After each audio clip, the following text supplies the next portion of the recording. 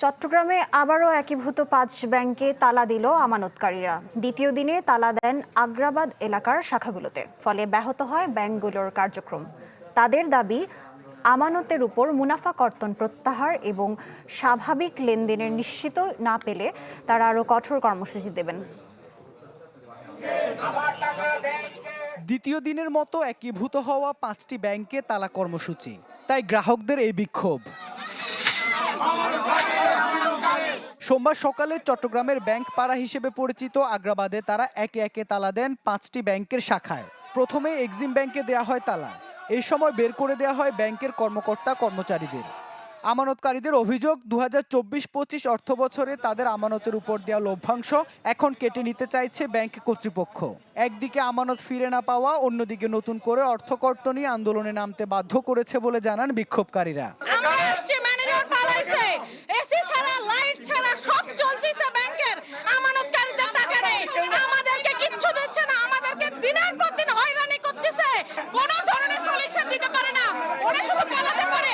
একটা ম্যানেজার যদি পালায় যায়, আপনারা বুঝেন আমরা কতটুকু অন্যায়ের শিকার হইছি। বিভিন্নভাবে তারা আমাদের শহরে পৌঁছলে নাস্তা খাওয়াইয়ে, ওখানে চা খাওয়াইয়ে আমাদেরকে ওদের ঘরে বিয়ার খুলাইছে। ওনারা বেতন নেবেন, বোনাস নেবেন, আর আমরা আমাদের টাকা হইয়া আমরা না গিয়ে মরবো, চিকিৎসা পাবো না, বাচ্চাদের লেখাপড়া করাতে পারবো না। এটা কোন দেশে আছি? 24 এবং 25 সালে যেটা হেয়ার কাট, এইটা হেয়ার কাট আমরা মানি না এবং মানবো না। এই লড়াইটা হলো আমাদের শেষ সম্বলের লড়াই। এই সম্বল যদি আমরা হারিয়ে ফেলি, এমনি আমরা মরে যাব। আমাদের এখন চিকিৎসা কথা পাচ্ছি না, অপারেশনের রোগী আমার মা। এখন আমি চট্টগ্রাম হসপিটাল থেকে এখানে আসছি। এগুলো বাংলাদেশের লাইসেন্সকৃত ব্যাংকে টাকা রেখেছি, আমরা কোনো পাড়া সমিতিতে বা কোনো এনজিওতে টাকা রাখি নাই। এক্সিম ব্যাংকের পর তালা লাগানো হয় ইউনিয়ন ব্যাংক, ফার্স্ট সিকিউরিটি ইসলামী ব্যাংক, গ্লোবাল ইসলামী ব্যাংক এবং সোশ্যাল ইসলামী ব্যাংকে। এই সময় অনেকটাই নির্বিকার ছিলেন ব্যাংকের কর্মকর্তা কর্মচারীরা। কয়েক ঘন্টা ধরে স্থবির ছিল এসব ব্যাংকের কার্যক্রম। কর্মকর্তারা জানান, তাদের ঊর্ধ্বতন কর্তৃপক্ষকে বিষয়টি অবহিত করা হয়েছে। এই ব্যাপারে যা ডিসিশন নেওয়ার প্রধান কার্যালয় এবং বাংলাদেশ ব্যাংক, বাংলাদেশ সরকার, বাংলাদেশ ব্যাংক, এই জাতীয় ইস্যুটা ওনারা কিভাবে হ্যান্ডেল করছে এখন ওদের ব্যাপার, যেহেতু এটা জাতীয় পর্যায়ে চলে গেছে।